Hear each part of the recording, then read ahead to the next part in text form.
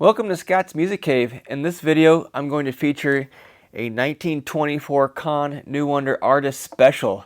And this saxophone is special.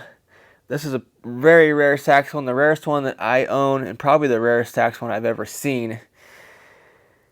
I've read online through some of the experts and talked to some of the experts. They've probably made less than 30 of these.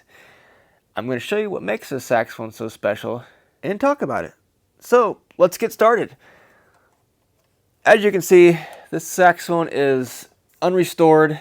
It's got some tarnish on it, but overall it's in really good shape. These saxophones, what makes a saxophone special? First of all, it was a custom order type saxophone. It was triple gold plated. The engraving goes, it's got very elaborate engraving. It goes all the way around the bow and up the back of the body. I've seen some that have more engraving, but this one has a lot of really beautiful engraving. So that's what makes it really special. And then the last thing that made these really special was all the touch pieces are pearl inlaid. So they basically cut out the key, added the pearl, pressed the keys in so the pearls don't fall out.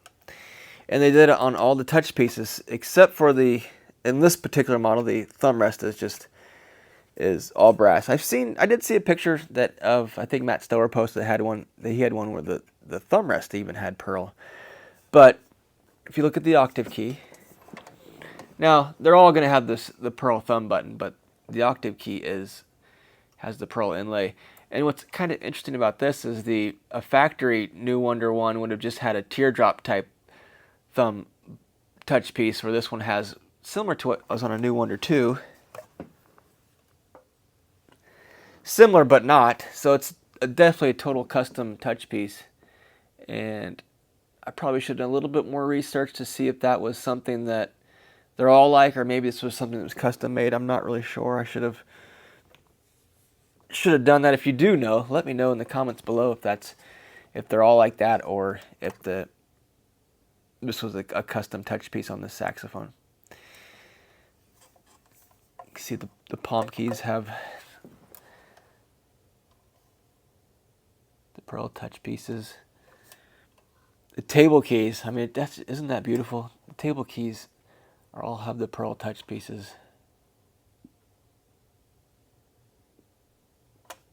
Side keys, kind of reminds me of a Martin typewriter. E flat, C.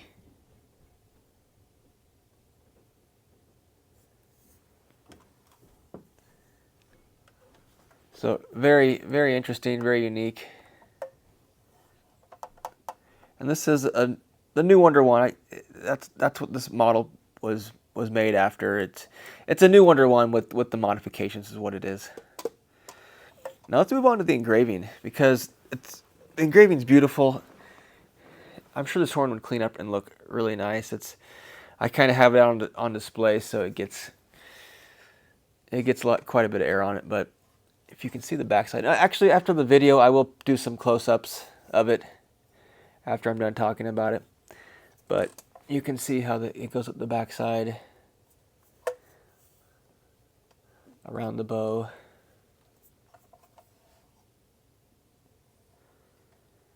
And then the whole bell has got tons of beautiful engraving. Which, yeah, I'll definitely do a close-up video on this at the end of this video.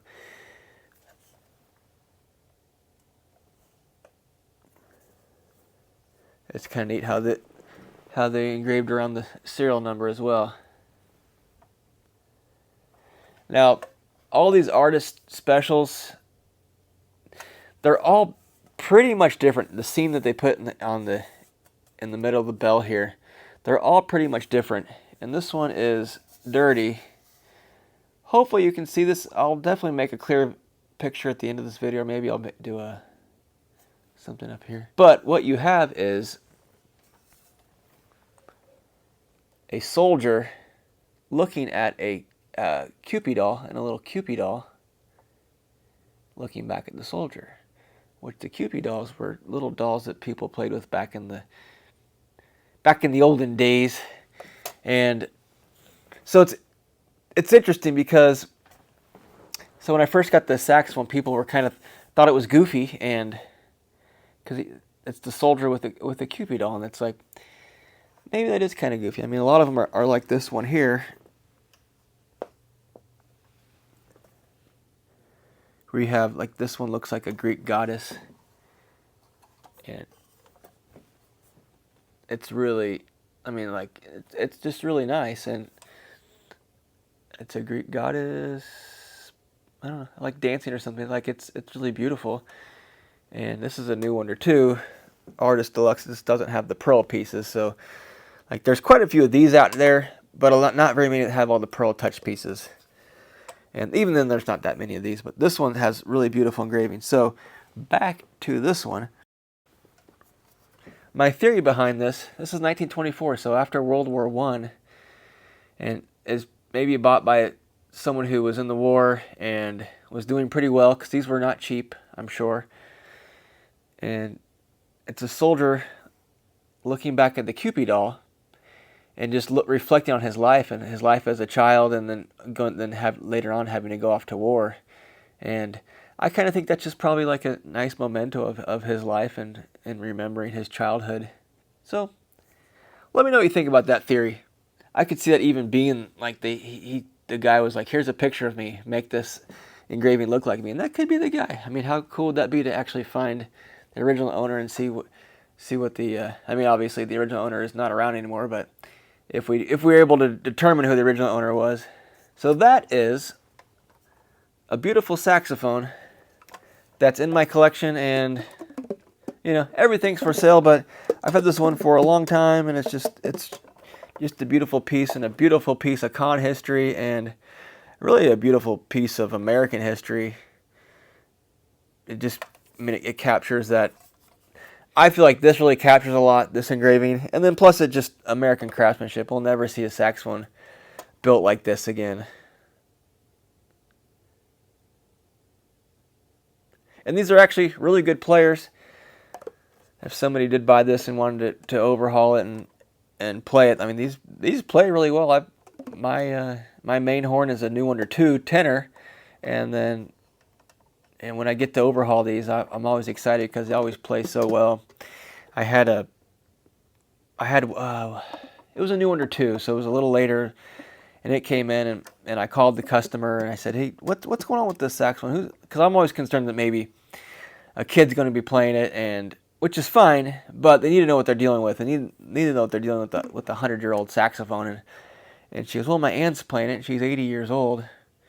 And I go, well, let's fix it up for her, because she's had it, for most of her life, and I got it down and just played. I was so excited to play it, and then I was so excited for the aunt to play it, who was, I think, 85. And I said, well, how good is she? He goes, well, she's not very good. I go, well, she'll have fun with it. She'll sound good at least on this saxophone. But I was excited to get that one in the shop, and it's like it wasn't in that great a shape, and the pad work was pretty good. Like I said, it's not playing 100%, but it's playing well, and the sound it had. The sound these old Conns have are just really amazing. So that's going to do it for the video. Stay tuned. I will do a nice up close video of this saxophone and show you some of the engraving, or all the engraving, and the pearl touch pieces, mother of pearl inlay. Thanks for watching. My name's Scott Reed. I'm a woodwind repair technician. I buy, sell, trade, and collect musical instruments. I play music professionally, and now I have a YouTube channel.